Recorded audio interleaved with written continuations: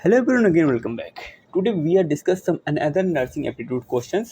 Okay, तो आज थोड़ा सा लेवल अप रहेगा आपकी नर्सिंग एप्टीट्यूड क्वेश्चन का। तो कुछ और हमारे पास आज 20 MCQs हैं।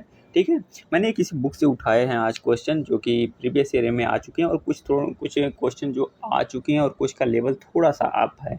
ठीक है, तो अभी अप लेवल करने की आपको ज़रूरत भी है क्योंकि अभी थोड़ा सा एग्जाम में टाइम है। नेक्स्ट मंथ से मतलब इतना अप लेवल पे हम नहीं जाएंगे। ठीक है, तो चलिए देरी न करते फटाफट स्टार्ट कर लेते हैं। उससे पहले मैं बता दूं, ये पीपीटी आपको टेलीग्राम चैनल के डिस्कशन ग्रुप में मिल जाएगी, वहाँ से जाके आप डाउनलोड कर सकते हो। ऑलरेडी बहुत सारी पीपीटी मैंने डाल रखी है वहाँ पे, आप जाके वहाँ से डाउनलोड कर सकते हो। ठीक है, तो चलिए देरी न करते फटाफट स्टार्ट कर लेते हैं। सबसे नंबर 1 क्वेश्चन है, first aid applied after burn depends on. First aid ये पता है आपकी नर्सिंग फाउंडेशन जो आप आओगे एडमिशन लेके उसमें से है। ठीक है, और क्या होता है कि मैक्सिमम नर्सिंग एप्टीट्यूड के क्वेश्चन नर्सिंग फाउंडेशन से ही उठाए जाते हैं।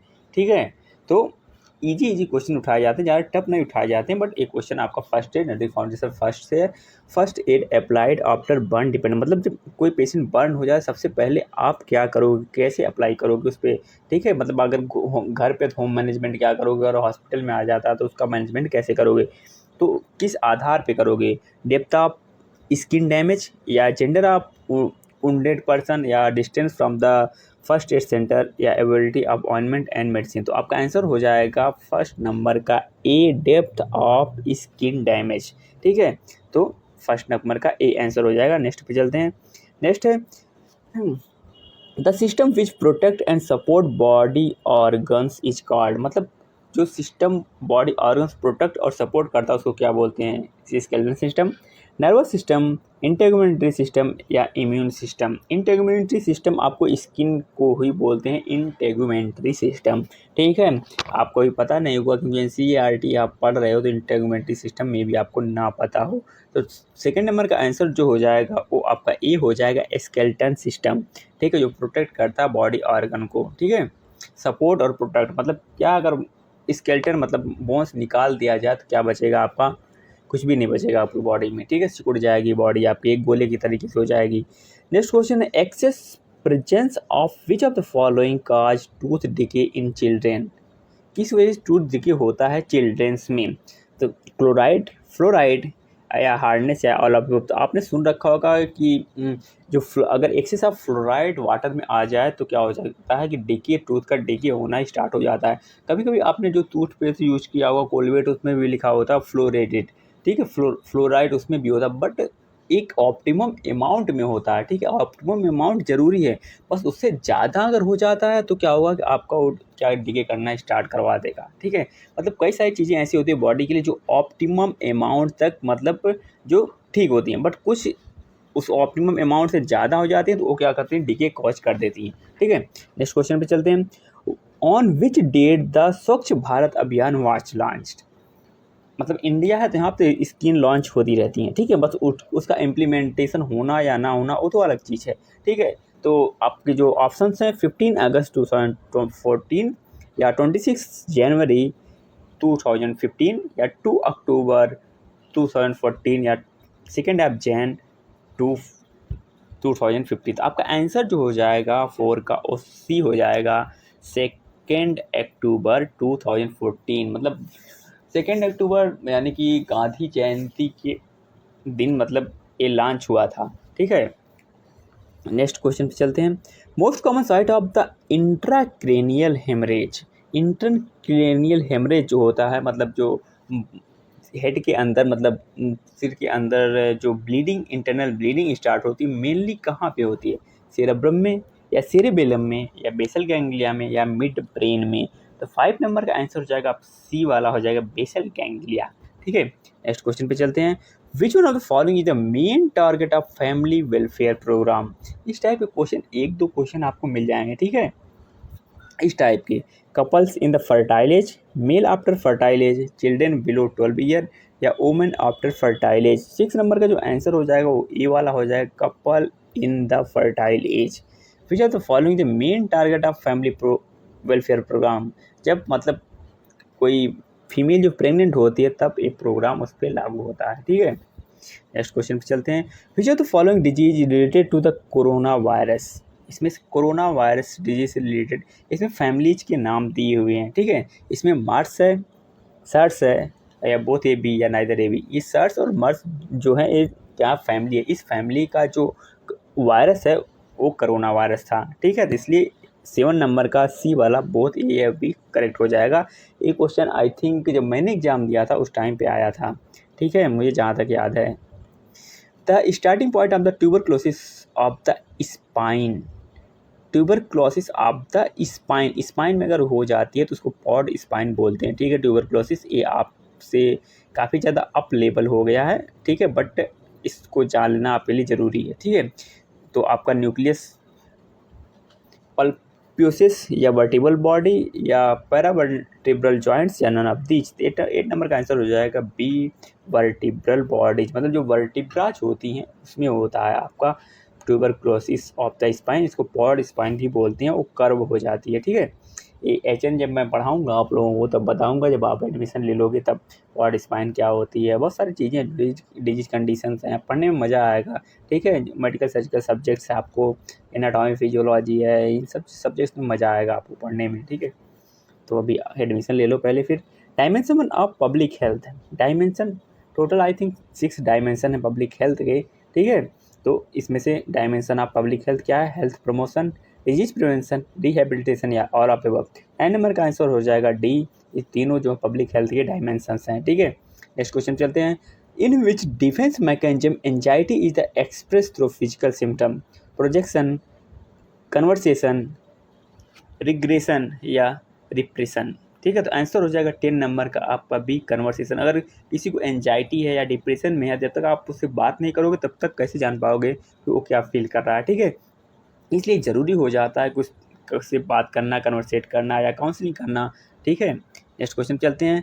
In India when did the second phase of the covid vaccination start, मतलब जो सेकेंड फेज कोविड-19 की वैक्सीनेशन स्टार्ट हुई तो कब स्टार्ट हुई, दिसंबर 2020 या जनवरी 2021 या फरवरी 2021 या मार्च 2021। तो 11 नंबर का आंसर हो जाएगा डी, मार्च 2021, ठीक है। नेक्स्ट क्वेश्चन चलते हैं। Which are the following is determinants of health, इसमें से कौन से डिटरमिनेंट्स हैं हेल्थ के, एनवायरमेंटल फैक्टर, वेट, बिहेवियर या लोकेशन। 12 नंबर का आंसर हो जाएगा ए हो जाएगा एनवायरमेंटल फैक्टर। नेक्स्ट क्वेश्चन चलते हैं। In which year was the national health policy in India implementation, 2 या 2001 या 2007 या 2013। तो 13 नंबर का आंसर हो जाएगा ए 2002, ठीक है। नेक्स्ट क्वेश्चन चलते हैं। The ability to understand one's own behaviour and emotion is called, own behaviour and emotion is called judgement, insight, intelligence या पर्सनालिटी। तो 14 नंबर का जो आंसर हो जाएगा बी, इनसाइट, ठीक है। नेक्स्ट क्वेश्चन चलते हैं। विच of the following human disease is caused by bacteria, इनमें से कौन सी डिजीज है जो बैक्टीरिया कॉज करती है, ठीक है। हेपेटाइटिस ए, टाइफाइड, मीजल्स या पोलियो। तो आपका 15 नंबर का जो आंसर हो जाएगा वो बी हो जाएगा, टाइफाइड। आपने ह्यूमन हेल्थ एंड डिजीज में पढ़ रखा होगा, साल्मोनेला टाइफी बैक्टीरिया होता है जो कॉज करता है टाइफाइड्स को, ठीक है। नेक्स्ट क्वेश्चन चलते हैं। What is the another name of for two way communication, two way communication का एक दूसरा नाम इनमें से कौन है। ये भी क्वेश्चन जो है इसका भी लेवल काफ़ी ज़्यादा अप है, इसके आने की प्रोबेबिलिटी बहुत कम है, फिर भी इसको जान लो, ठीक है। वर्कशॉप या स्क्वाटिंग मेथड, स्क्वाटिंग मेथड आपका यही है अनदर नेम, ये इसके साइंटिस्ट के नाम पे दिया गया है, ठीक है। 16 नंबर का आंसर हो जाएगा बी, स्क्वाटिक मेथड, ठीक है।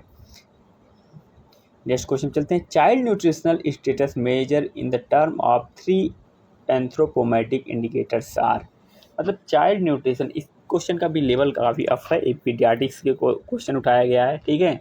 ये आप पीडियाट्रिक सब्जेक्ट हो वो आपको 5th सेमेस्टर में मिलेगा, ठीक है, बीएससी नर्सिंग से। ये मैंने पहले बता दिया था कि बुक से मैंने उठाए हैं क्वेश्चन, ठीक है। इस बुक में जो काफ़ी ज़्यादा जिन स्टूडेंट से लिया आई थिंक ये भूषण नर्सिंग का है, ठीक है। तो भूषण नर्सिंग से मैंने क्वेश्चन उठाए हैं, बट इसमें थोड़ा सा क्वेश्चन जो है नर्सिंग एप्टीट्यूड का लेवल बहुत ज़्यादा अप दिया है, इतना लेवल अप आता नहीं है, इसी यही देखने के लिए मैंने बुक उठाई थी, ठीक है। फिर भी करते हैं क्वेश्चन इसको हम। स्टेंटिंग, वेस्टिंग या अंडरवेट या मॉर्टेलिटी, मॉर्बिडिटी या अंडरवेट या फिर है आपका C body mass index, morbidity rate या डिपेंडेंसी रेशियो या नन ऑफ अबव।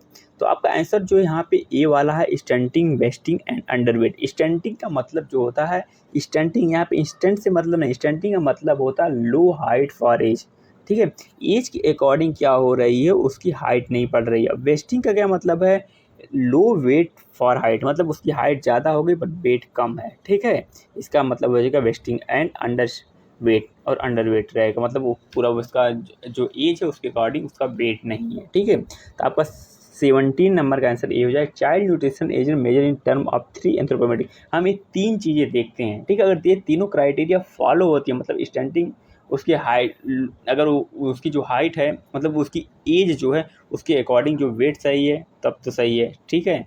अगर वेस्टिंग फिर देखते हैं उसके जो क्या कहते हैं हाइट है उसके अकॉर्डिंग अगर वेट है तब सही है, और अंडर वेट मतलब उसका वेट चेक करते हैं, अगर अंडर वेट है तब सही है, ठीक है।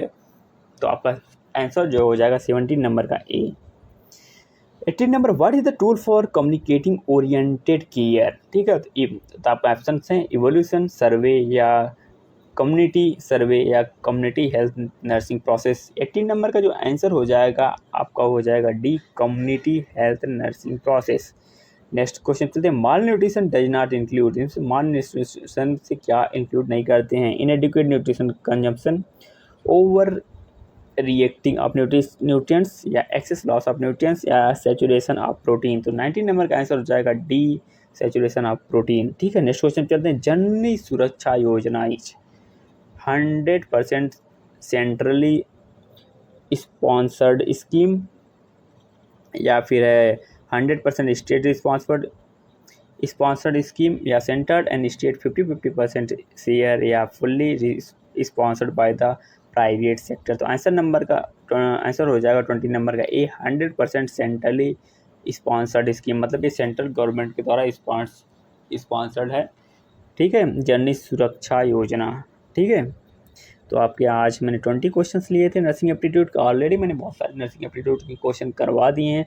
अभी मैं लेवल थोड़ा अप रख रहा हूँ क्योंकि अभी एग्जाम में थोड़ा टाइम है, इसलिए आप थोड़ा लेवल अप, मतलब आपसे एक क्वेश्चन भी छूटना नहीं चाहिए, क्योंकि अगर आपको गवर्नमेंट कॉलेज लेना है तो आप एक क्वेश्चन भी छोड़ के नहीं आ सकते हो, ठीक है। आपको मतलब पूरा 20 का 20 में 20 कंप्लीट करके ही आना, इसलिए मैं थोड़ा सा लेवल अप लो दोनों को लेके चल रहा हूँ, ठीक है, क्योंकि मतलब मुझे पता, मैंने एग्ज़ाम दिया तो क्या होता है कि जो इसका लेवल बहुत इजी आया है और लास्ट जो पेपर्स में उसको भी देखा तो उसका भी लेवल इजी है, बट थोड़ा सा अप लेवल भी करना ज़रूरी है क्योंकि हर बार जो पैटर्न इसका चेंज होता जा रहा है, इस वजह से थोड़ी प्रॉब्लम्स हैं इस एग्ज़ाम में, बट कोई बात नहीं।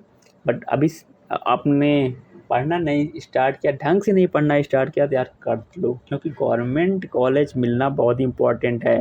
ठीक 1400 सीटें ही केवल है गवर्नमेंट कॉलेज में, ठीक है, ज़्यादा सीटें नहीं हैं। और प्राइवेट लेना है तो तुम्हारी मर्जी है, जो चाहो वो कर सकते हो, ठीक है। तो ये पीपीटी आपको टेलीग्राम चैनल के डिस्कशन ग्रुप में मिल जाएगी। इसके अलावा यार लास्ट में एक रिक्वेस्ट है, अगर अभी तक चैनल को सब्सक्राइब नहीं किया तो कर लो, क्योंकि हम आपके साथ मतलब एग्ज़ाम से पहले और एडमिशन के बाद भी आपके साथ रहने वाले हैं, ठीक है। तो मिलता हूँ नेक्स्ट वीडियो में बहुत जल्द। Thank you.